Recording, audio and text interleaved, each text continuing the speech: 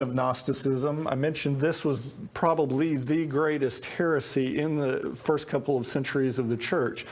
It took some time to deal with this, and it was a multi-headed heresy, a hydra, if you will, and it existed in numerous forms. There was not a single Gnostic doctrine. You can't just look up and say, what is Gnosticism? Well, it's this one thing. There were various Gnosticisms. There were various teachers holding to this kind of thing. It seems to, there's dispute about this among scholars, but it seems to have originated among some of the Jews in North Africa who had been Hellenized and who had been affected by Platonic philosophy. And it resulted in that type of Platonic dualism interpreted and morphed together.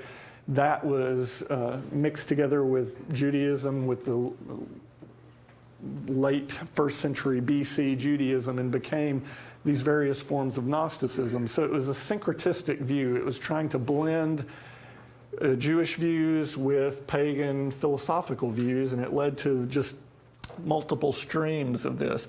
Some of the main points of Gnosticism, I mentioned dualism. That's the key thing. There's dualism in connection with their idea of God, dualism in connection with their idea of man, and with the world. God, their dualistic view of God, there is this transcendent, supreme God, but he didn't have anything to do with this world. He exists in a realm of pure light, completely alien to this world. It's a lower deity who's responsible for creating this world, a disobedient lower being, a divine being who did this. The true God, the exalted God, is not to blame for this mess. And in most Gnostic systems, you had all of these semi-divine beings, intermediate beings between the one true God and the God of the Old Testament who created this world that we live in. It takes a mind that doesn't mind being driven to insanity to enjoy reading about Gnosticism and to enjoy reading Gnostic writers. It's weird. That's the only way I can describe this. So God is split. There's a dualism that leads to a sort of polytheistic view, and then human beings are also split. There's a dualism in humanity. My true human self is this spark of the divine that's consubstantial, identical in nature to the one true God, but it's trapped in this physical human prison of this human body. Now, if I asked you to raise your hands right now, and how many of you have heard anybody in recent years in your lifetime teaching anything like that, I imagine most of you would raise your hands. Gnosticism is alive and well today. You don't hear the word that often, but this view that our inner human self, this divine spark that needs to be reunited, is imprisoned in this evil material body, still exists today. How do we become free from this? Well, it's through knowledge. The Greek word for knowledge is gnosis, and Gnosis, and that's where we get the word Gnosticism. The means of salvation is through gnosis. The transcendent God sends a messenger to those of us who are trapped in this world, of this evil material world. And in the Christian heretical views, the Christian heresies that were Gnostic, guess who the mediator is? This one divine sent, this lesser deity that he sent is Jesus.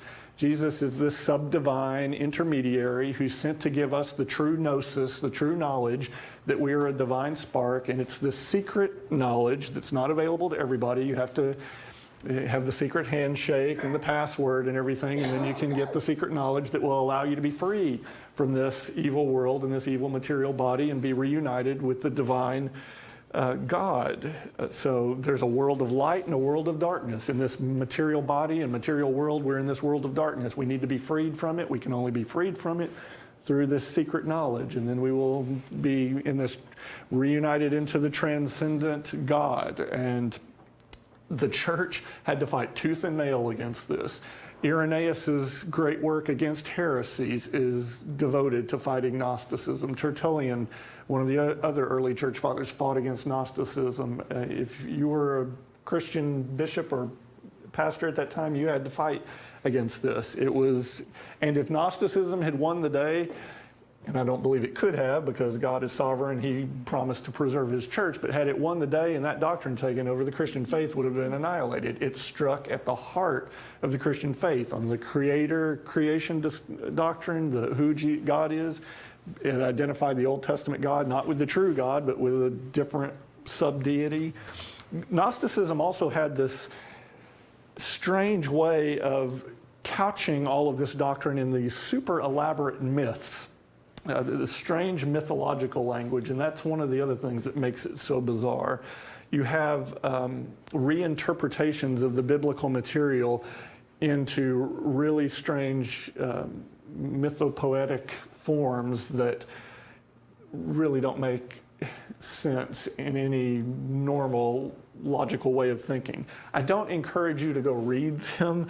It's just, they're strange. If you're interested in Gnosticism, of course, know what it is and you can read them, but if I had time, I'd read you some passages from the Gnostics, and I'd see a lot of wrinkled brows and puzzled faces, because it's a strange thing. So for the Gnostics, matter is not merely imperfect, it's evil. What does that do to the incarnation? Can the Son of God assume a human nature and a human body if you believe that matter and any contact with matter is inherently evil? No, and that's what led to the docetic view that the Gnostics held. It can't be a real incarnation, because a real incarnation involves carne, flesh, a body, and a body's evil. So they denied the incarnation. What does that do? That, again, strikes at the heart of the Christian faith.